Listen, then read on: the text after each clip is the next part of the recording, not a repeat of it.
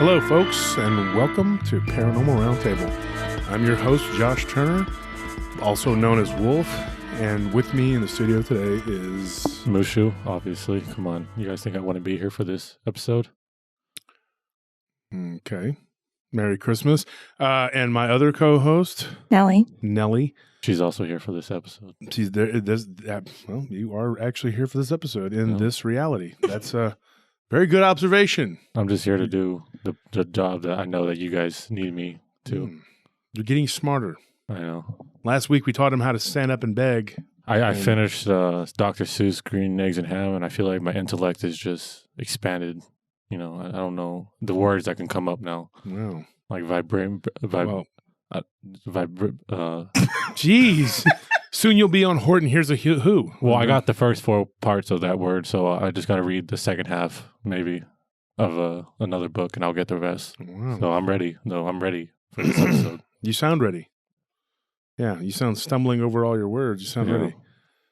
So, So what we're doing today, before we get into it and get started with all of that, we're going to give out the email address. It's joshturner@prtpodcast.com, joshturner@prtpodcast.com.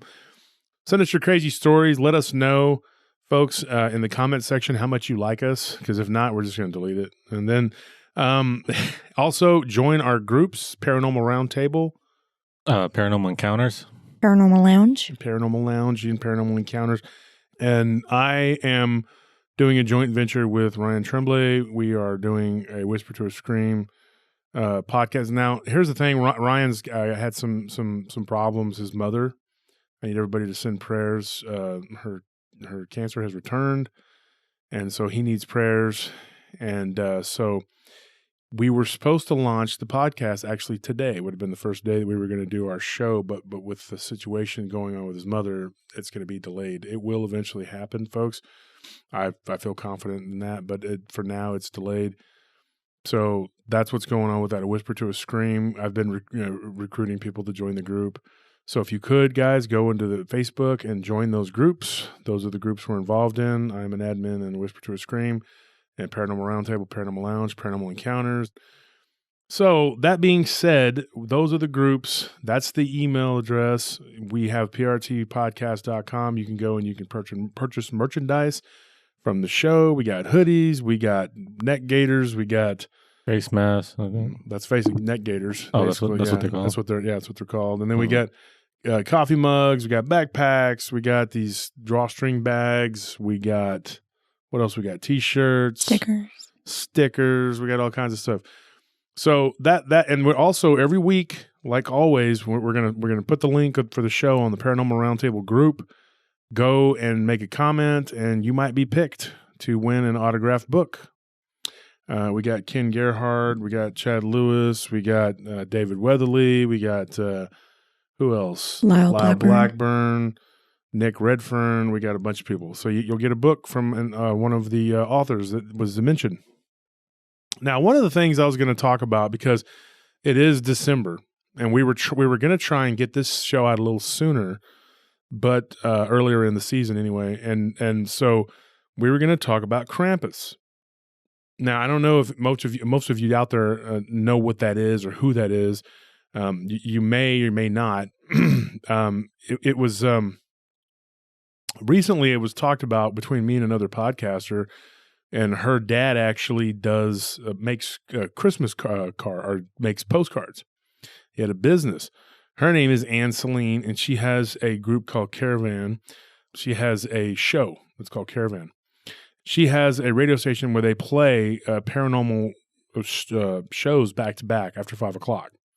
And so we were talking about Krampus the other day, and it came up that I'm going to be doing a show about Krampus. Well, like I was explaining to her, you know, a lot of people, they may not know the story of what Krampus is or who he is or what he has to do with Christmas. And I'm going to let somebody explain that in a minute here.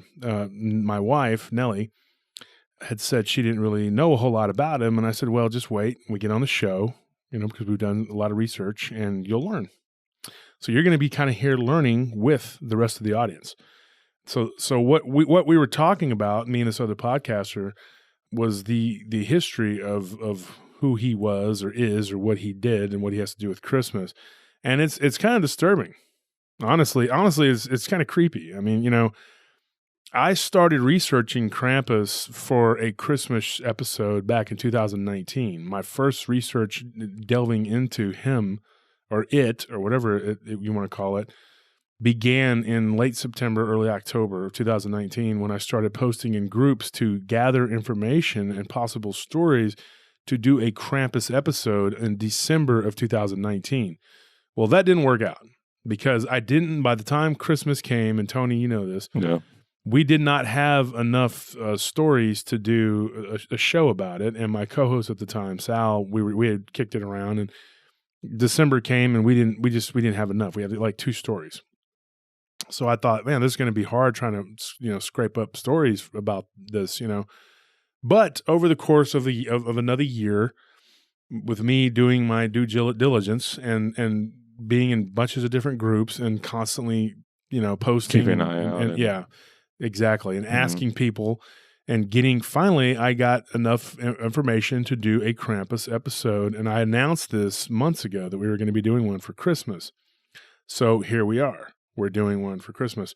Now, there is a tradition of like I was saying about, was talking about earlier, and Celine's dad doing the postcards. That's the tradition in foreign countries. They like to use Krampus on postcards. It's kind of a weird thing. But Tony has done some research on it before we get into these amazing stories that people have. Yeah, I've seen at least one movie, so I think I'm an expert now on it. I definitely have done my fair share, sweating and slaving to make sure I get you guys the true facts of Krampus. And what I have found is that he is a Germanic, he has Germanic origins because Krampus is German. It's a derivative from another word, which basically means claw. And he's actually, I've looked through multiple sites, and it says that he's supposed to be the Norse, in the Norse mythology, there's a place called Hell, and it's basically like their underworld, and he's supposed to be the son of whoever rules over Hell, I guess, or whoever is, if their person is actually Hell themselves. But it's Hel, not He, double L, and like it would be in Christianity and other stuff like that. But what's crazy about Krampus is that he's not like a enemy to Saint Nick. He's not like they're companions. They come together, one or the other. And one does good, and one does. One just punishes the bad. One rewards the good. It's like very matter of fact. When I was reading some sites where they were like, yeah, sometimes it was just supposed to be like, yeah, the kids would wake up the next day and they would either get treats or they would be nursing their wounds from Krampus, and it'd be like, well, wow. Yeah, and in today's age, with the kids as bad as they are, we probably need a little more Krampus in our lives. Somebody needs to cause them some cramps. Krampus is... He's definitely horrifying to hear about. I mean, if you read some of these descriptions, I started looking into it, and you think like, oh, maybe is it a goat man? But then it says like, oh, he always comes with chains, and he has a tongue that just shoots out and is able to. It's like a projectile basically, and it's like, what the heck is that? Oh yeah, okay, yeah, and me and you have not. We haven't discussed our research. We haven't talked about this, and that's one of the stories we Nellie knows. Nellie. Yeah, that's you told me one earlier, and it was frightening, very weird. And Anthony's in the studio too, and Anthony, you remember, and we were talking about this one of them with the tongue thing. That is weird. That you say that. Yeah, and that's immediately made me think like I've never heard of anything that had like it reminded me of like a chameleon kind of skink or like kind of just shoots out basically is what from the description I've read where he has like full control over it and is able to just like basically let it go do its own thing basically or whatever. And it just sounds scary to think about because it's bad enough that you're running from this weird goat man during Christmas time when you're expecting Santa. But then he's like basically shooting his tongue at you and hooking it around you and dragging you back. Yeah, and what's crazy about it too is like when I started getting these stories, these people didn't come to me and go, yeah, I saw Krampus. They just gave me stories and they're like, well, I don't know. One guy was like, I don't know what that is or who that is, but it happened around Christmas. It happened around Christmas, and I had something paranormal that was weird that happened around Christmas. Now, we did get a bevy of paranormal Christmas stories, and we can do that a whole nother show. We're planning on probably doing that in another couple of weeks closer to Christmas. But this one we got some stories that if you put two and two together, It's like a maybe. It sounds like it could be. Yeah, I mean, and these were. So, you got anything else to add to that? He's not bad per se. He's not meant like. I mean, yeah, he has. There are descriptions of him like eating children and actually like harming people really badly. But sometimes he just punishes people. It's a punishment. It's not meant to be like him actively going to harm people. And I think that was really something interesting to hear about because when you hear about his description, you immediately think like this is a malevolent demon of some sort. And it's crazy is that I was looking it up, and apparently he comes on the 5th. The 5th, yeah. Yeah. He comes earlier. See, now that's weird too, because I remember it being the 12th. Yeah. But I didn't even know that there was a difference in time. I didn't even know that he was supposed to have I thought it was like a whole month thing. And that goes back to the Mandela effect for me, because a lot of things are different than I remember them. But whatever, some of these stories we're going to get into tonight will make you question, and you at home, the listeners, and Tony, you and Nellie and Anthony, y'all can all come up with your own conclusions.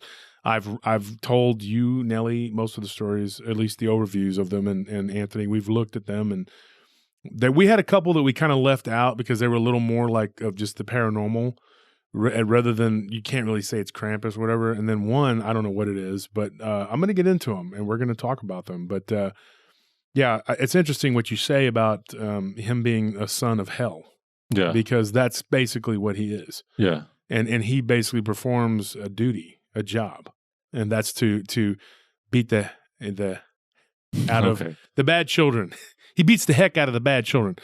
And so, but yeah, I can tell you right now, a couple of my little nephews, Anthony's little brothers, we could have used Krampus on them a few times Christmas. I'm not kidding. Leah could have used Krampus. My Your little sister could have used Krampus. And anyways, what we got here is Krampus. Probably should have visited my brother, but never did. And my sisters too, Anthony, your mom. But what we're going to talk about, and if you're done with the I'm done. I mean, descriptions, that was pretty much that's pretty much it. We're going to get into overview. Yep, quick overview, as quick as we could get it with our silly selves. This story here, this was in Massachusetts, and everyone knows Massachusetts is the home of the Salem witch trials, but this wasn't in Salem. But anyway, two little girls, and it's not a real long story, but it is a pretty chilling one. And when the woman that gave me this story is now about my age, and this happened back in the 80s when she was a kid, and Cabbage Patch dolls were all the rage. What happened was they got a Cabbage Patch doll for Christmas from an aunt because the stores did not have them. So these little girls, these two girls, like I said, they're now my age, and they were like Irish twins. They're about a year apart. And they got one doll. Okay. Which, you have two kids, one doll. The parents couldn't find the doll, but the great aunt managed to find one. And so she bought it. Now, the mom's probably going like, it'd be better if you just didn't buy it at all, because it lasted exactly one night. And then the arm was ripped off of it in a tug of war between, the two girls. Typical kid stuff. Yeah, typical kid stuff. So they got into a fight and they ripped the arm off of the Cabbage Patch doll. And then the one little girl, the one that told me the story, she took the doll, picked it up, and slung it into her sister's face, smacking her across the face and giving her a big whelp. And Nellie's over here laughing because she knows the story. But anyways, she smacked her, right? And then she was like, that's what you get. And she said, I had no remorse in my heart. She's like, I was so angry at what that my sister had done. Her sister, we'll call her Lucy. It's close to her name. But she said, Lucy had made me so mad that I picked up the doll and I smacked her across the face with it. And she said that I had no feeling in my heart about it at all. I did not care that she was laying there crying. And she's like, and in fact, I kicked her. I wanted her to cry. And then when the dad came in the room, she got a spanking, because that's what happened back in the 80s. When you did something bad, you got spanked. Okay. You didn't get grounded from your PS12 or whatever it is, whatever number they're up to now. No, you got spanked. And so she got spanked, and she said that she just glared at her sister, wishing bad on her while she was getting spanked.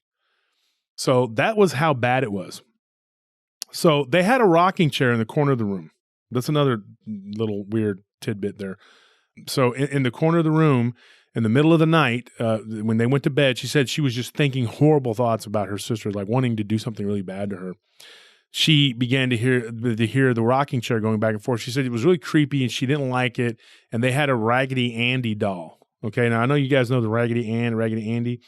One of them had a Raggedy Ann, one of them had a Raggedy Andy. Her Raggedy Ann doll, which was actually Annabelle. The Annabelle doll. Yeah, it was actually, she would sleep with it. It was right there next to her or whatever. But the Raggedy Andy doll sat on a quilt on the rocking chair.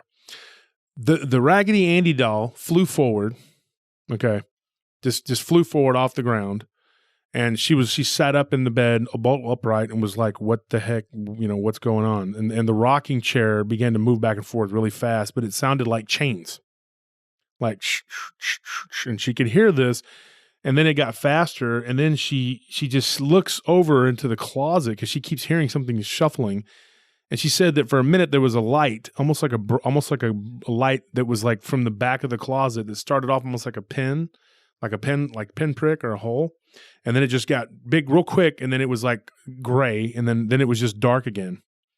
Then she could see something moving in the darkness, and then this thing just comes running towards her really quickly, like boom, boom, boom, boom, boom, boom.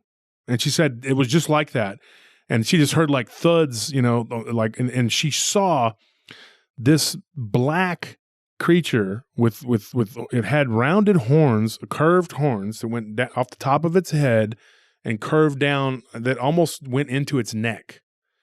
And she said that it had a long tongue, a triangular tongue that was flapping up and down, back and forth. It had yellow eyes, and it went over to her bed. And it like went to her bed, kind of looked at her, then went over to the sister's bed, and it put its hand over the sister. Okay. And at that point, she was like, "No, please don't hurt my sister." She began to think, don't do this. And then it turned and it kind of grinned at her, and it ran over to her bed, like boom, boom, boom. And it was over the top of her. And then it reached down and to grab her. And she said that she felt like at that point in time that this thing had every intention of taking her out of the bed, physically taking her and taking her into whatever that hole was in the closet. And so she began to pray, and she went to church. Her parents were very God-fearing. She began to say the shepherd psalm, and I believe you Psalm 23. Yeah, and the Lord is my shepherd, I shall not want. And so then she began to say the Lord's Prayer, and then she began to call out in the name of Jesus, but she couldn't speak. When she tried to speak, it was like this thing had stifled her speech. It moved its hand over her mouth, and she couldn't talk or make any noise. And she said that this thing had horrible breath, and she said it smelled like livestock. You know how if you go to where there's cattle or there's sheep, it smells like rancid, And she said it was breathing on her, and its tongue was just kind of moving up and down. And she said that the eyes began to turn orange, and her bed and began to vibrate, and she began to vibrate, and this thing became more and more angry, and it put its hands over her arms, but it didn't touch her arms. Like she did not feel the touch of its hands. It was like it couldn't touch her. And so it just began to shake the bed back and forth. And she's thinking, all this ruckus it's making, there's got to be enough noise here for people. Somebody's going to hear this, right? Well, nobody did. And so it was very supernatural, obviously. And this thing just stood over her, staring at her, and it became more and more angry. And then the eyes turned red. She said it was almost like fire glowing in its eyes. And she said that she stared up at it, and then she's like, "I rebuke you, I denounce you." She began to feel like literally, in her words, like she felt it, like the power of God, like be gone, And this thing just was so angry, and was on her, it was set on taking her, and it began to talk to her, but not through its mouth because the tongue was just moving up and down. And she said that it told her, "It's like, you're mine, I'm taking you." And then she says, you chose, and she's like thinking, not responding. Like she felt like she did not, she shouldn't respond to it. Don't even give it any power. And so when she said you chose, okay, she thinks that was basically it going over there and checking for her sister, because, she blamed her sister for the doll. And so at that point, she just closed her eyes and she began to pray. And she kept praying. She's like, "Jesus, help me. just the whole, whatever. And it eventually she opened her eyes, she looked up and it was gone. And then she saw it. She looked up and saw it to the right of the bed. It was gone. And it was standing at the foot of the bed. Like it just kind of came like popping up, like lifting up from at the foot of the bed. And then she said it just began to like run backwards and go into the closet. It was just like, back into the closet.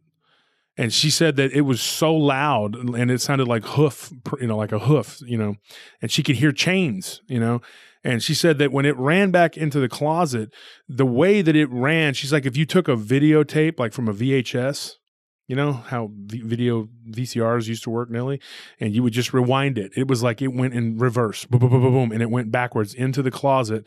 And then it began to fade into like this gray mist, and then it kind of wrinkled up and it was gone. Almost like if you took like a piece of foil and squeezed it and it just kind of wrinkled and then there was no shape and then it was gone. And she believes that her anger and her hatred for her sister that day gave life to this thing or summoned it in some form or another and brought it to her. And when I first talked to her about it, I got in touch with her through a friend of a friend. And she's now a listener of the show. And so I appreciate you giving me your story. But the thing is, she doesn't know, like, she didn't really know, like, if that was Krampus or what that was. She didn't tell me, hey, I got a Krampus story, That's not how it went. It was just like she told me this story that happened to her around Christmas. And I got that story actually from doing research into paranormal Christmas stories because I do a lot of Dogman research. And one of the things that you guys know is that Dogman has a lot of high activity in December. And that there is a lot of weird paranormal activity that happens in December. I was talking to a friend of mine. She's from Germany. And Nelly, she owns a vitamin store. And she was talking about a lot of weird things that happen around Christmas time. And we were discussing how the children, the heightened emotion of getting presents or not getting presents or being good or being bad. Because when you're little, it means a lot. You got to behave. So Santa Claus will come and bring you something. And if not, then, you're a bad kid. You don't get anything. Well, back in the old days, you got beat by this evil demon. And if you're really bad, well, he took you and he drowned you. Like he would take kids and he would put them in a gunny sack or whatever you want to call it. And then he would drown them. Right, Tony? Yeah. That was one of the punishments. I saw where he would just straight up, I think they said like he could just eat you. Eat you. Yeah, he would eat you. And so anyways, I don't know that that's Krampus, but that's the story of the two girls fighting over the Cabbage Patch doll. And so I wanted to tell that story because we couldn't decide on which ones we were going to get into. Now that could tell you a little bit about what we're talking about tonight because we got a few others that are pretty weird. All right. Now that we've done that one, Nelly, I'll let you pick. Which ones do we have? Well, we got the one. Do you want to talk about the one with the foster children or? Yeah, I think so. Yeah. You want to do that one? Okay. This one, Tony, you don't know this one. I don't know any of them. Oh, you don't know this one. I specifically choose not to. You like to come in cold, but these two, they've already gone over the story. I told them about this one, and this one I got toward the end, like December last. I've been holding on to it for a while because I was determined to do an episode about Krampus, and so this one is weird. These kids, they were foster children, and their lives were not joyous and happy. And at Christmas time, they lived with a couple, which oftentimes happens, as Nelly, you pointed out, that they're not nice. They were not nice to the children. They didn't really do much. They just used them to get, money. And so this one little girl was kind of sad. They slept 3 to a room, and there were 3 kids in one room and 3 kids in another room. And she's now an adult, and this happened in a foster home. And there was physical abuse going on, and there was abuse from the older kids. There were one in particular, we'll call him Eddie. He was very mean, a very mean-spirited kid, and he was always doing vile, mean things. Literally, like one of the things she told me about, he caught a scorpion, and he put it in the bed, and it stung one of the foster sisters or whatever. And then he would pull on their hair and pinch them and slap them, and threaten them, and then if you tell on me, I'm going to do this or that, So he was a little older than the other girls. There was another boy, though, that was a little bit older than him that could kind of handle him, but he was always involved in things at school and stuff, so he wasn't always there to protect them. So the three girls and 3 boys, the 3 girls slept in one room, 3 boys slept in another room across the hall, whatever. But there was some weird things that kind of led up to this. There was a little bit of weird paranormal activity that began to happen. And so 2 of the girls, they requested that one of the boys sleep in the room because they were afraid. And so they kind of made a switch. So the first night that this went on, there were actually 2 girls and a boy in the one room. And so she said that they had gone and told the mom and dad, the foster parents, hey, can we have so-and-so sleep in? And actually, this kid's name was Dedrick, and can he sleep in the room with us because something's going on? They kept hearing like movement and shuffling of feet, whatever. This was during Christmas vacation, okay, which is how it connects to, what could possibly be. So here's what ended up happening. This kid, Eddie, he would go into their room at night and like harass them and like put gum in their hair, and stuff like that. Like the one girl told me the story, she had to have her hair cut, and because he took a big wad of bubble gum and like stuck it in your hair, you can't get it out. So she had to cut her hair. She had to go to school looking all jacked up. And so, it was sad. It was this bullying that kept going on. And she said that the 3 kids that night before they went to bed, they were like saying that they wish something would happen to this kid, that he needed to be punished. And for whatever reason, the foster parents seemed to like favor that kid, the bully kid, which was weird. She was like, it was like he was just given free reign to do whatever he wanted by these foster parents. And the only one that could stop him was this other kid. And he was always being checked and punished by the foster parents. So it was a sad situation. So anyways, they were like sitting there talking about they wish something would happen to this kid, that something could be done about him. And that night, something did happen. And so that kid, Eddie, comes running into their room and he's like, hey, there's something going on. And they're like, oh, great, more of his antics, his ridiculousn's. And they were just like, well, so what? You deal with it, And he's like, there's something in my room. And he goes, and I can't wake up. That the other kid, I don't remember his name, but how many kids were there? There were 6. Okay. And he goes, the other kid that was asleep in there, he couldn't wake them up. And so he got Dedrick, the kid that went to sleep in the room with these 3 with the 2 girls, whatever, to go back in the room with him because he was the other boy. Because the 2 girls were like, we're not going with you anywhere. You'll probably hit us or do something to us, So when he went into the other room, the 2 girls went up to the bedroom door of the room that Eddie slept in, and they looked in, and they could see the other girl and the other boy, and they're asleep. And Eddie had swore that he tried to wake them up, but he couldn't. They heard something grunting and growling and like moving around under the bed. And so Eddie, being a bully, he grabbed Dedrick and he took him over there and he kind of shoved him down and told him, look under the bed. The kid didn't want to do it. And so the 2 girls at this point had gone up and they were looking into the room or whatever, and they just saw him go flying under the bed. Didn't at that point see what grabbed him, but they just saw his legs like kicking and the bed bouncing up and down, and whatever was under the bed was holding this kid. Grabbed too. Yeah, and so he began to scream, and eventually there was enough ruckus. The lights came on. The foster parents came up. All the kids had woke up, and Dedrick came out from under the bed screaming and crying and was just completely hysterical. And once they calmed him down, he didn't talk about it that night. He went and he slept, I guess, in the parents' room or something. I don't know. The next day, after he had talked to the parents or whatever, he was told not to say anything.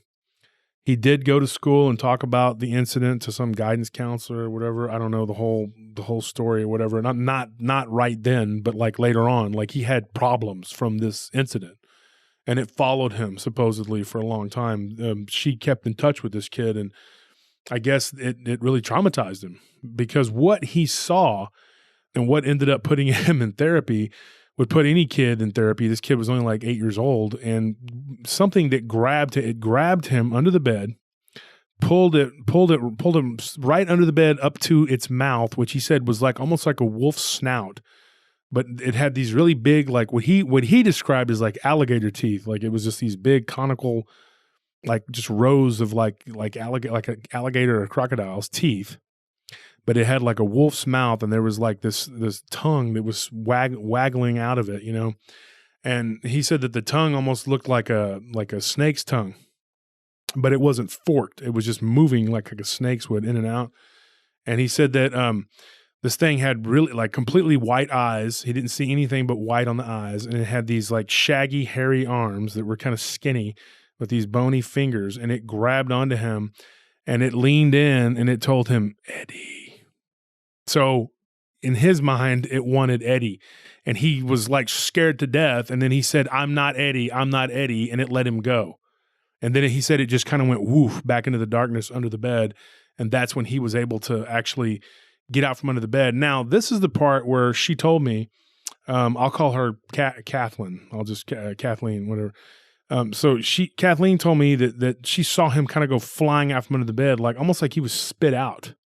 And they saw like what looked like an arm, which was, she said, kind of grayish brown. That's the way she described it. A hairy, right, Nelly, hairy arm.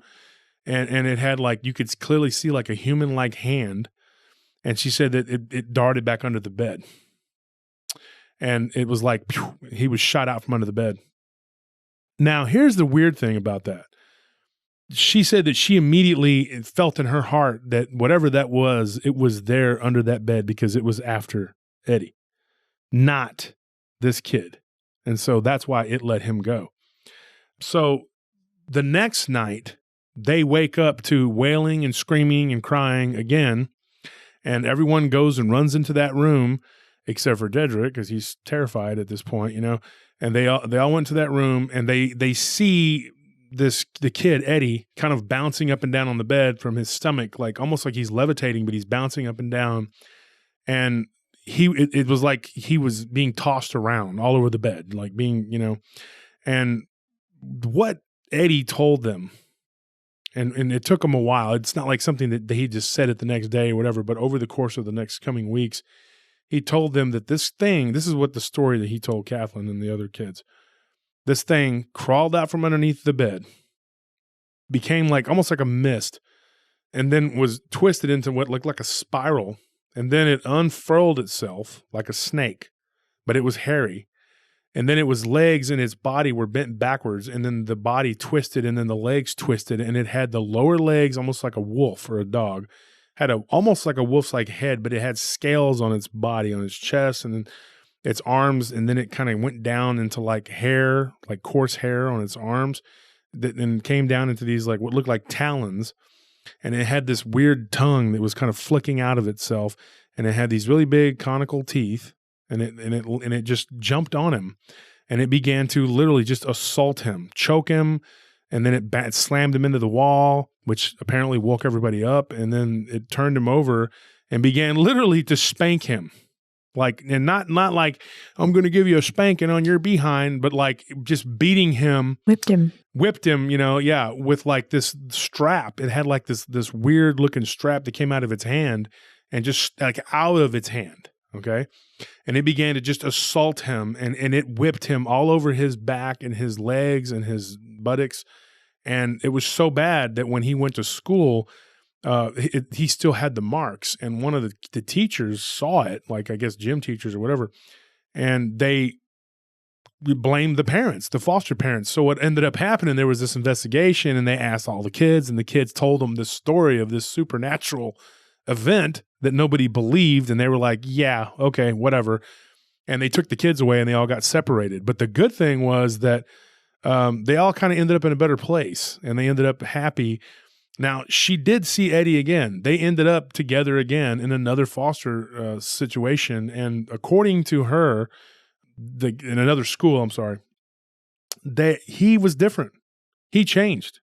Like, he was a nice kid. He didn't pick on kids anymore. He didn't act a fool. He wasn't pulling the shenanigans he was pulling. He was very nice. And that he actually defended her, you know, against some of the older kids when they were going to middle school or whatever, that they were actually friends and that he was nice to her. They attribute it to him being assaulted by this, whatever the heck that was, demon, or I don't know what it was. Some weird, Krampus. I wouldn't think that a demon would do that.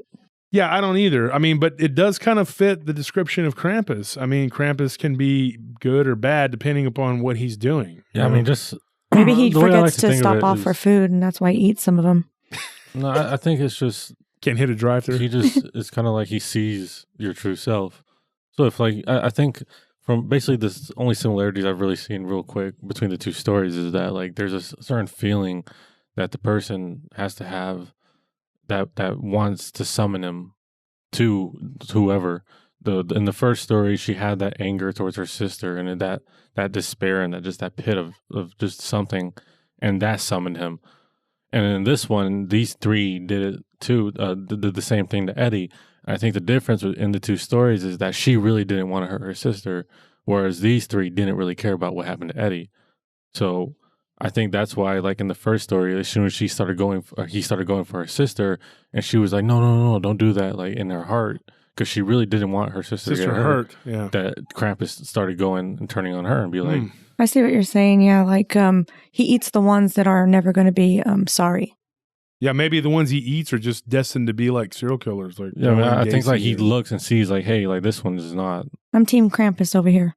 Yeah. I don't know. Well, I don't know. I mean, it also could just be like, hey, like today's a Tuesday, so let's go kill this kid. I guess. No, I have no idea. I just, I'm just telling the stories, guys. I don't really know. I haven't really thought about it. It's really interesting that they both had mentioned that, that feeling that they really like want this person punished, or they want something, that evilness that they and it's in both stories so far that they want it to happen. The malicious ones. Mm-hmm. Yeah.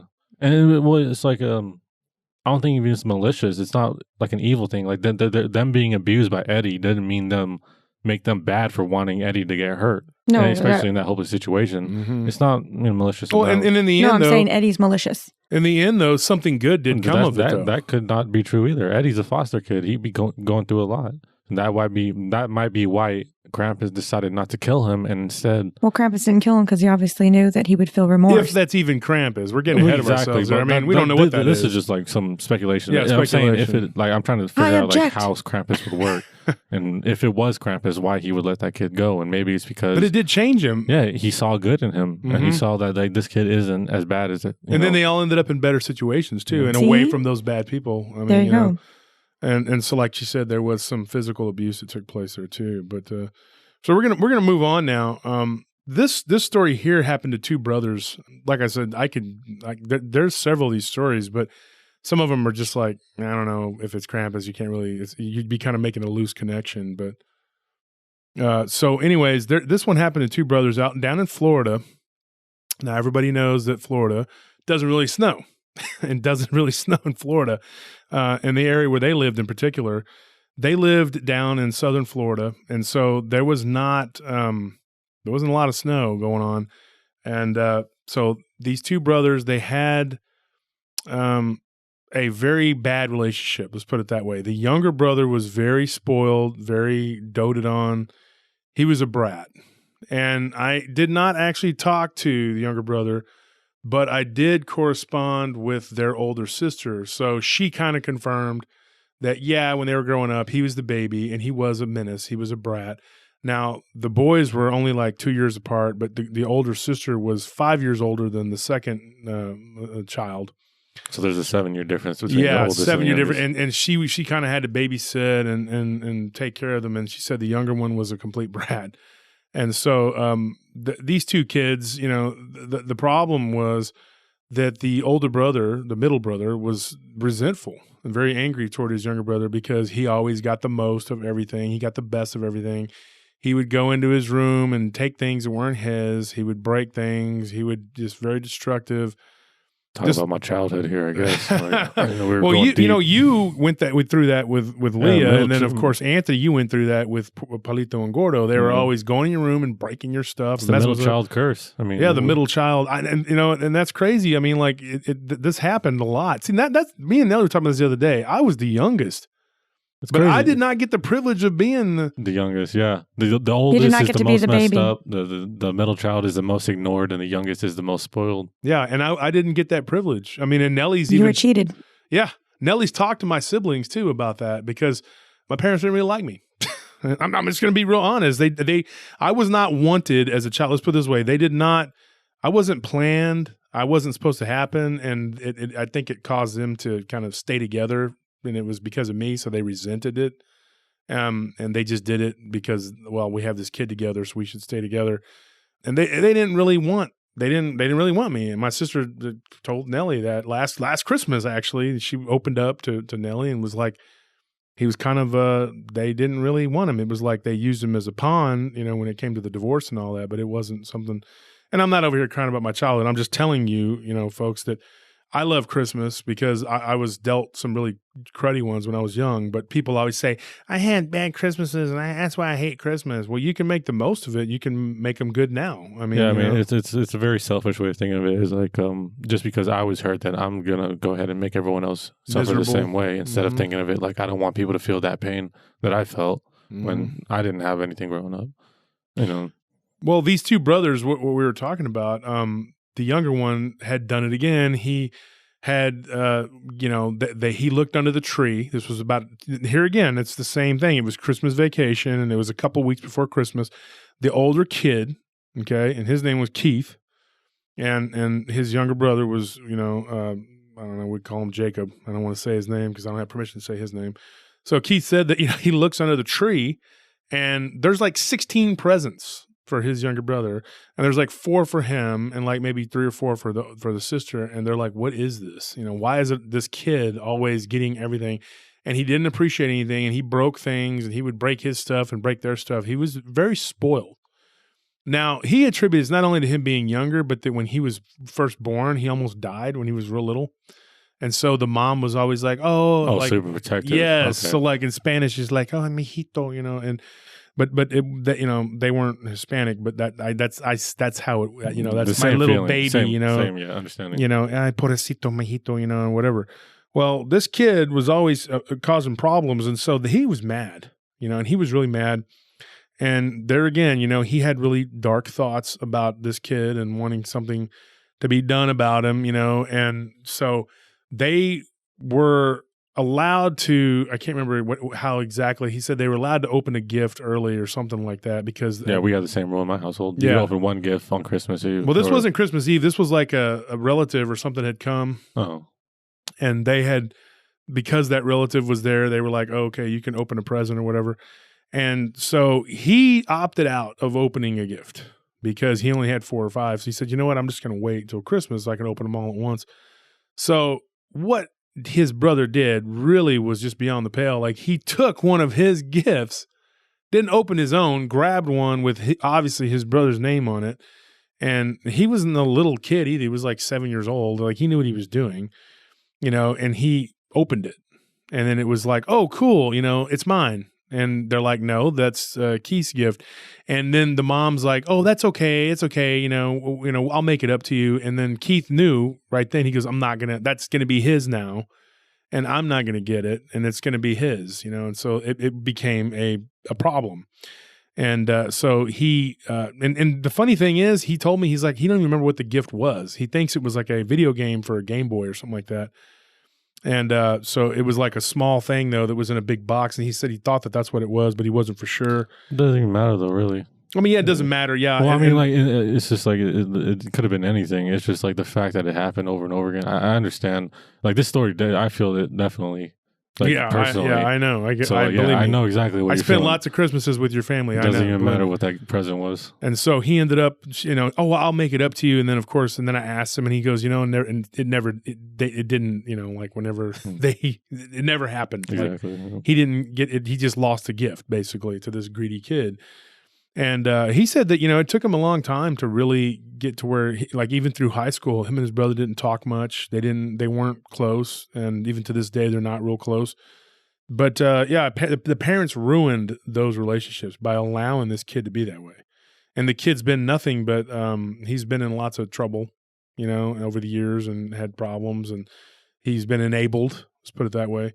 And I didn't talk to this kid, so I'm just going by what the 2 siblings said, and from another friend of this guy's who kind of mentioned it because I made a joke. I was joking and I said, well, I don't have any proof that your brother was really that bad. So he actually recruited a friend to get on there and tell me, yeah, he was terrible. And I'm like, okay, I don't really know you, but if you say so. Then I talked to the sister, which actually she did tell me, yes, he was a turd. So, okay. And that was pretty much, he was like, do you believe me now? I'm like, okay, this guy's dedicated. Yes, I do. And I do appreciate you caring about my opinion enough to convince me. I think it was more like he was trying to prove to you, like, if I did summon Krampus, I had a reason. I was like, you need to send me criminal records, sir. I need to see these, I need fingerprints. Yeah, let me see the proof. Let's go back 4 generations, all right? Let's see what his ancestors did. Exactly. Let's see the pictures of him robbing and stealing. I don't want to. But anyway, no, that's I think Keith's been through enough. Yeah. So what ended up happening was he went to sleep. He said that he was so mad, like he before he went to sleep, actually back up, he was walking toward his brother's bed. They shared a room and his brother slept on one side, he slept on the other, and he was walking toward his brother's bed and he said he was going to start just punching his brother in the head. Nellie laughs because you've heard the story. And he was just going to punch his brother until he just died. He was so mad. He goes, I'm going to kill this kid. I'm just so tired of his crap. I'm going to kill him. And so he goes toward his brother, and then he gets halfway in between the beds, and he goes, you know what? I'm just really sleepy. So he just goes, it's the weirdest thing. I just decided to lay down and go to sleep, and he drifts off to sleep. On the floor. On the floor, yeah. And he said he laid down on a rug on the floor in between the 2 beds. So what ended up happening was he wakes up the next day, and for some reason, he was like, he thought it was Christmas morning, which it wasn't. It was still another week or 2, whatever. And he wakes up, and he's like, whoa, it's Christmas. And he looks outside, and there's snow everywhere. And he's like, oh, my gosh. So he goes, and he's like all happy, and he feels good, and he's in a good mood. And he's like, he has like this forgiveness in his heart for his brother. He's like, you know what? My brother's laying there sleeping. I'm going to wake him up. So he goes to move, and he realizes it's just like a clump of blankets. It's not even, his brother's not even in the bed. And so he starts to try to get his brother's attention or wake him up or whatever. And he hears like some like faint noise, coming out of from the window. And he goes to the window and he looks, and he's like, you know what? I'm going to climb out the window to see what it is. So he opens the window and he says, instead of going to the door, it was like very weird. Like it was like he was being drawn to do these things that he normally would not do. So he got out and then he jumps down into the snow, and he's like, it was snow, man. I mean, it was cold and everything. And he sees these weird like footprints. And he said that he didn't know how to describe them. He said they didn't look like hoof prints, right? They looked almost like elongated feet, like somebody walked on the balls of their feet with claws. That's the way he described it. And then he said that he heard screaming, and he sees his little brother, and he's being drugged, and he sees this dark figure dragging him through the snow. Now, the way he described this figure was it had small little spiral horns coming off of its head. And when he said it turned its head completely around like in 180 degrees and did not move its back. And he said that this tongue, like there it is again, the tongue, flew out of its mouth and kind of went like 3 times. And he said that like when he did, like snow or whatever, like whipped into his eyes, and he kind of was temporarily blinded. And he was like, oh my gosh. But he began to run toward this thing because it was carrying his brother, and there was a tree line there, and it was heading toward the woods. And so he's like, I got to catch it. I got to stop it. I can't let this thing take my brother. And at that moment, his brother was screaming, help me, help, And so he just starts running, and he's like, I'm coming. I'm going to save you, whatever. He didn't want anything bad to happen to him in that moment, even though he went to bed wanting to kill him. And he was running through the snow, and he said he remembers looking down and seeing how his feet were turning red from the cold. And he was like, it was weird. It was like, he goes, my first time ever touching snow, and he said then years later, he was in the military, and he ended up like being in snow a lot, and he was like, he goes, it was definitely snow. So he was running through the snow, and he got, this thing got right up to the edge of the tree line, and it slowed down, and it was like, it was moving slower and slower. But he said the thing turned around and began to like make weird noises at him, which he took as being like curses trying to stop him. And it was trying to slow him down. But he said that he was catching up to it. Like this thing could not move fast enough to get away from him. He gets up to his brother, and he goes to grab his brother, and this thing turns around, and he just sticks its arm out, and he puts it on his chest. And he said that he felt like this ice hit his heart. and he was just like stopped like in his tracks. And then it was basically telling him no, and then he said that he just kept pushing against it. He was like, I'm not going to let you take my brother. And then finally he basically offered himself to this thing and said, take me. And he dropped the little boy, and the thing just like turned, spun its body around, and then went into the woods. And then he laid down with his brother and was clutching him and holding him. And then they both just like drifted off to sleep. And he said that they looked, and it was like they were in the middle of a blizzard. He couldn't turn around and get back to the house. So they fell asleep. And then he woke up, and he was actually in his bed when he specifically remembers laying down asleep on the rug in between the two beds. He wakes up, and he's in his bed, and his little brother's laying there sleeping. And he walks over and he checks on him to see if he's okay, and realizes that he's still there and he's alive, whatever. Now, here's what's weird. He never talked about this to anybody for a long, long time. And then one day they got together at Christmas, and he was telling the story to his older sister and to her son, one of her sons, one of his nephews. And the brother comes in from the garage, and he's like, oh, you're talking about that weird creature that tried to drag me out? And he was like, yeah. Yeah, that's exactly what I'm talking about. And he was like, he goes, no, I remember it. No, I remember that happened. And he was like, so that really happened? Because he always thought it was like a dream, like it was a nightmare or a dream, whatever. And he was like, no, that really happened. And he's like, so we either had the same dream, or this really happened, or it was a dream that we both, and it was in a dreamlike state where this took place. Well, that's the Krampus story right there. Mm-hmm. If there is one. If the other two were kind of like maybe it could be a demon, could be Krampus, that one is definitely, there's no way. There's no demon doing that. Mm-hmm. Come on. I mean, it was definitely. Now here's the last story I got, and this one I'll save the best for last. I think it's one of the better ones. Nellie really was touched by this story we got. This happened to two cousins, and I'll call them Joey and Glenn. I don't want to give Joey's first name out. So Joey and Glenn, what happened was there was basically there was a situation where there was an older cousin who was kind of looked up to and idolized by the younger cousin. And the younger cousin had a really, really bad life. His mother was in and out of jail, and the dad was not in the picture.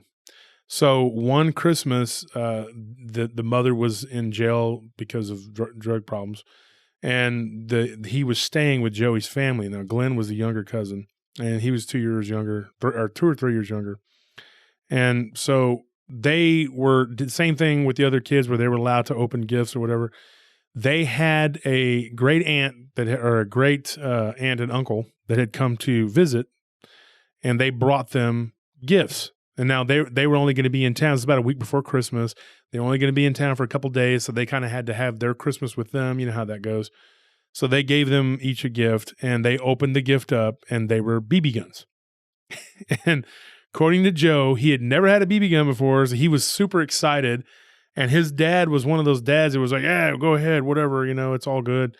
And was going to let them, run around the neighborhood playing with them, because, this was back in the 80s, and so what, And this reminds me of something that I kind of left out in the last story. You remember how the creature took the kid into the woods, taking him to the woods? They lived in a subdivision, in the middle of a subdivision. Yeah, so no woods. There were no woods anywhere around. It was pretty obvious. I think that it took it to its own little. Yeah, it was taking it. So I think it was a test. I needed to make sure I threw that part in there because I forgot to say that about the last story. But anyways, these two kids, though, they did live in the city, and they went running around. They lived in Ohio, and they went and started shooting stuff up. They went out in the evening, and they shot a street light out. It was one of those with the lamp post, one of the smaller ones that kind of has the light and has the 4 little panes or whatever. Mm-hmm. The glass around. Yeah, the glass. And so they were able to shoot it out, and then they were shooting and doing all kinds of stuff, whatever. And the older cousin Joey, he figured out, he shot a windshield of a car with a BB gun. He had never had a BB gun before, and didn't really know how it worked. He'd only shot once or twice, I think he said, when he was young with his friend or something that had one. So he didn't really hadn't used it a whole lot. But so he was bad at aiming, basically. Well, he didn't really know what it did. So he shot. Okay. He thought maybe if I shoot this windshield, it'll break. Well, no, because it's a BB. It might crack it at best. But it wasn't one of these high-powered, whatever. But it shot a windshield, and he saw it ricochet off. So he was always kind of mean to his younger cousin and was always doing kind of mean things to him. And he said that this was definitely malicious intent on his part. And he was very honest about this, and he felt terrible, but he was like, it is what it is. So he goes, I got my younger cousin, Glenn. I said, hey, I can't break that windshield. He goes, can you go up to it and just shoot at it point blank? Because he knew the BB was going to ricochet, and he was actually hoping that it would ricochet back and hit Glenn, which is a horrible thing to do. Yeah, I'm sure he didn't mean like he was just trying to be funny or something, or just to see what would happen, right? Well, he told me, and like I told Nelly, I mean, like he said that he did it with the intent of the BB actually hitting him and hurting him. So it was not good intention. It was bad. So what he did was he went and he told him, hey, go stand. And so the first time he said that he shot and it just went right past, it just bounced off the windshield, and Glenn didn't even really notice it. He's like, so I told him, I said, go stand closer, get closer up and do it almost point blank, stand it right there. So he did. And at that point it bounced back on the second shot and embedded itself right underneath his eye, right next to his nose, underneath his left eye. And he said that his cousin just like doubled over and was screaming and crying and freaking out. And he said he was enjoying it. Like he relished his cousin sitting there in agony and being in pain. And he was like, I'm glad he's hurt, whatever. It wasn't like a feeling of remorse, like, oh, I hurt my cousin. Now, he did explain to me, and I asked him this point. I said, why, Joe, did you have such a problem with this, with your cousin? He said that he didn't realize, being that young at the time, that the reason that he didn't like his cousin was because he was always getting preferential treatment, and because everybody felt sorry for him in the family. Oh, his mom's got problems. He didn't know anything about his mom being on drugs and in jail. They were always like telling him, oh, his mom's on vacation and we're going to take care of him. So in his mind, he was just like some kid that he was burdened with always having to be nice to, share everything with. And he wasn't used to that. He had an older sibling that he was a lot older than. And so he was almost like an only child, but then he had to deal with this kid. So like a substitute middle child, basically. So he was a younger child, but then sometimes his kid would come and make him the middle. Stole his thunder. Yeah. And then when the grandparents and the great aunts and uncles and the aunts and uncles came, it was always like, oh, poor Glenn, and they babied him.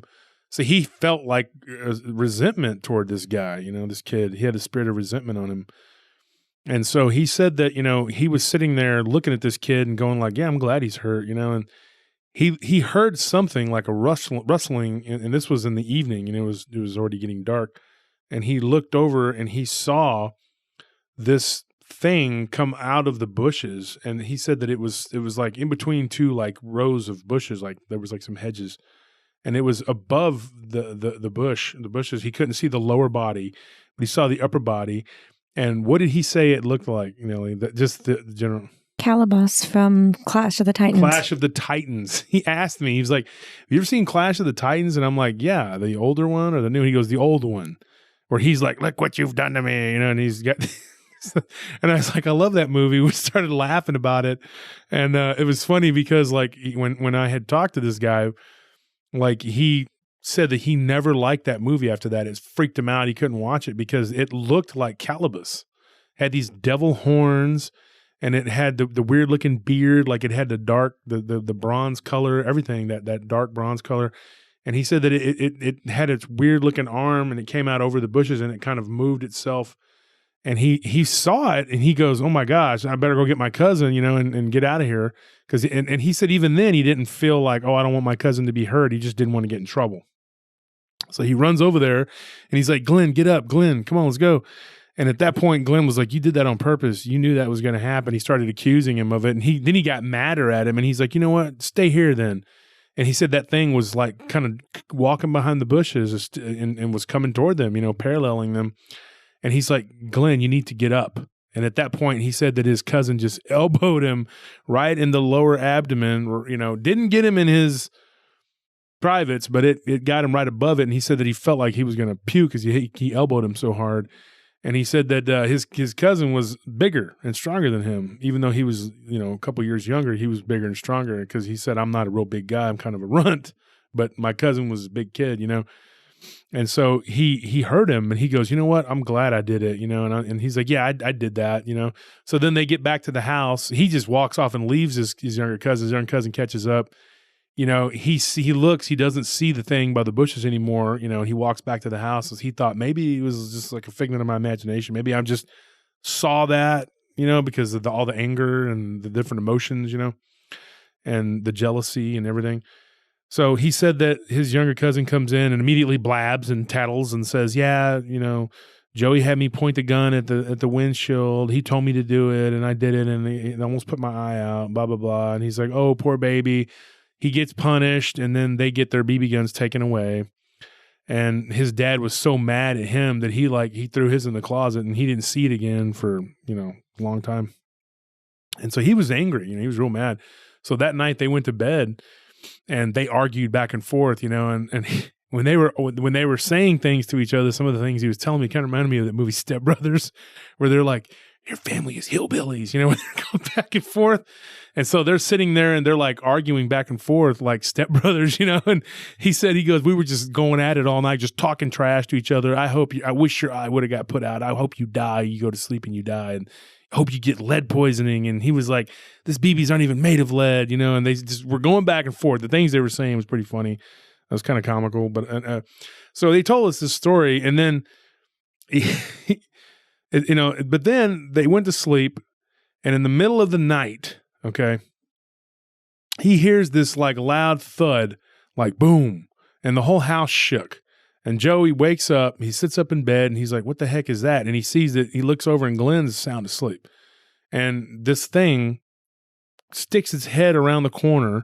He could see it in the hallway, and his sister's room was right across the hallway, and he saw like this thing twist and turn its head and look into the room of his sister's room. And his sister's, like he said, she was like a lot older or whatever.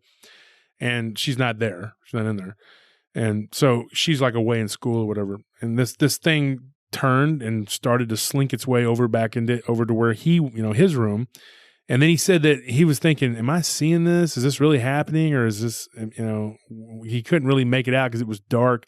There was a glow from, if I remember correctly, it was a glow from a nightlight kind of in the corner of the room, but it wasn't really illuminating the hallway, but it was just enough of a light where he could see kind of, So this thing, he saw it, what looked like it twisting its head into his room, and then it just kind of stopped.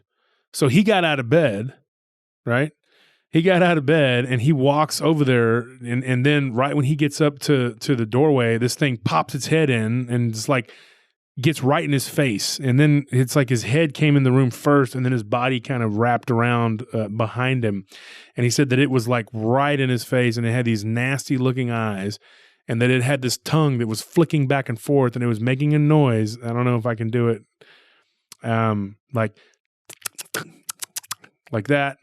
Is that as good? Is that pretty much how it is, Nellie? I can't tell you. I think that's close to what you had in the beginning. Yeah, it was like it was making this clicking noise with its tongue, like. And that's about as good as I could repeat how he did it. And he said, it sounded just like it was like a rhythmic noise. And he said that the tongue was long and it was flipping out and coming out.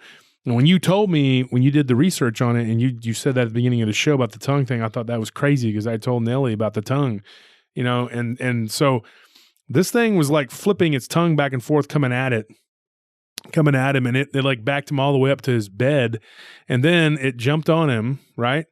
And it grabbed him, and it literally put its he said that the fingers had like these little like knives almost on the end of it, almost like if you took Freddy Krueger's gloves and you just put them on the ends of it, that's what its nails were. And it just jabbed him into his shoulders, and it lifted him up off the bed. And he said that he had like what looked like little pricks, pricks all over his shoulders, after this, whatever. And it grabbed him and it picked him up off the bed, and it, began to, carry him like backwards out of the room. And he said that he looked down, and at that point he couldn't see any feet. He just saw his feet dangling in the air, and he kept trying to yell for his cousin, and he couldn't make any noise. It had stopped he said he was screaming like, ah, and then it just stopped. And he's like, there was no sound. You couldn't hear the clip clop of this thing's feet, which you could hear before, like these thuds. And then you would hear a slight, like a shake, like a chain. And he said, but then there was no noise at all. It was like complete and utter silence. Like the silence was deafening to the point where it was like he could feel the vibration of his throat. He could feel his body vibrating, trying to speak, but it was nothing. There was no sound. There was no sound at all. It was like it was completely gone. It was devoid of any sound. And he said that this thing took him and slung him over his shoulder. And that's when he looked down and he saw like this tail that was wiggling back and forth that looked just like the devil. Like he said, if you take the devil, you know how you draw the little tail with the triangle? He said it had a little triangular tail and it was whipping around and it like smacked into the wall. And there was no sound at that point. And then as it left the room, he looked down by the light of the, right when he was walking out of the room, he saw the back leg of this thing. He said it was just like straight down and it was like a hoof. Now I asked him about that, and he said it wasn't goat-like. He said it was like smooth, like it was smooth. And I said, was it like a donkey? You know, would he was like, yes. He leapt at that, and he was like, yes, it would be like a donkey's. Like, you know how a donkey has like smoother fur, you know? And he said it was like donkey-like, but the upper body was like hairy, and the hair was coarse, and it looked like Calibus, like, you know? And he said it was just like the devil. He looked like the devil, you know? And it was carrying him down the stairs. And he said that at that point, the sound came back, like he could talk again. And he said that the tongue continued to flick and its head was turned sideways and he could see the tongue flicking all directions. And it was making that noise, you know, and like it was almost like a snake, you know. And it was almost like its own entity, you know. It was like slithering itself down the like going down the railing. And it was wrapping the garland, and he was trying to clutch onto it, anything he could. He was scratching the post of the railing, going down the stairs, and clutching and pulling on the garland and the Christmas lights. And he was crying, and he was like, "God help me!" You know, he's crying, anybody, anything, you know, crying for his parents. And then he screamed, you know, "Glenn, help me!" because he didn't know what else to do. And he looked at the top of the stairs, and there was his younger cousin just standing there with his mouth wide open, just in shock, like, this is actually happening. This thing is carrying my cousin away, you know? And he stuck his hand out, and immediately Glenn ran down the stairs. And he said in that moment, he saw his cousin crying and screaming to come and help him. And all that anger and all that hate and everything he had felt toward his cousin just started to dissipate. And he saw that horrible wound on his eye, under his eye, of his cousin's eye. And he thought, he's like, you know, Wolf, this is what he told me. He's like, in that moment, he's like, I truly felt the spirit of God. I felt the spirit of Christmas and what it really means to care about people. He goes, and I saw the fear in my cousin's eyes and how much I had mistreated him and how mean I had been to him, and not even at that point knowing really how bad his life was. And he said, you know, I felt terrible. And in that moment, I told him, I was like, please forgive me, you know. And he said all my cousin did was he was a good kid. You know, all he wanted was to save his older cousin that he looked up to. And he stuck his hand out, and they grabbed each other's hands. And in that moment, that weird looking tongue kind of whipped around and tried to pull their hands apart, you know, like it tried to. And then he said that at that moment he just dropped, boom, like, and he ended up at the bottom of the bottom 3 steps on the staircase. And then they look around, and it's like nothing had happened. There was no, like, all the paint that was being torn off by his fingernails, and that thing knocking the garland, and all the lights, everything was back in place. And they were just sitting there crying at the foot of the stairs. And there was a loud ruckus, a bunch of noise, and none of the adults, nobody had woke up to ask what the heck is going on, and, you know. So he said they just like held each other, and then they ran back upstairs to the room, and then they apologized and they cried, and he was like, I'm sorry, you know, and he's looking at his eye, and he goes, man, I could have blinded him in his eye, you know, for what I did. And he said that he feels like it was something that really happened because they both experienced it. His cousin saw it, and for the rest of their lives, they'll always remember that. And so I believe that could have been Krampus. I mean, he didn't tell me, hey, it was Krampus, it came from me, but what do y'all think? I mean, Yeah, it's probably Krampus. I mean, you know me, I don't like to put anything into one box, definitely. See, it has a lot of the same similarities that you see on the other stories. I mean, I especially don't like to look at it that just because it's at Christmas that automatically it should be a Krampus story. But what's funny to me is that it seems like Krampus is like very, like as long as if you're on his list, then you're on his list, and that means like yeah, you might be good in the end, but if you're on his list and you're meant to be taken, then he'll decide at his time, or he'll test you. He's like the Punisher. Yeah, it's funny. He's a very anti-hero. he's very definitely anti-hero. Yeah, and so in that moment, to me, this is what I told him. I said, Joey, I'm going to tell you something. Be real honest with you. I was like, you're a rotten individual, and I'm going to call Krampus up right now, and I'm going to make sure he comes to your house and gets you. You ain't getting away with this. I'm telling you right now, it's not going to happen. You got away from Krampus? I'm going to make sure that does not happen again. That does not happen again. I know other villains, okay? I do. I know them. Oh, wow, Joey, what's your address? So we could just, come and finish what he started. I know Bane. I have a friend named Bane, right, Nelly? Oh, yeah. I'll call him up and come up there and break your back. No, I told Joey, I said, Joey, I said, if you really believe that's that you learned the true meaning of caring and whatever, then maybe that was the lesson, and maybe it was just some sort of supernatural experience that happened to him and his cousin. I didn't talk to the cousin. I didn't get a chance to talk to him.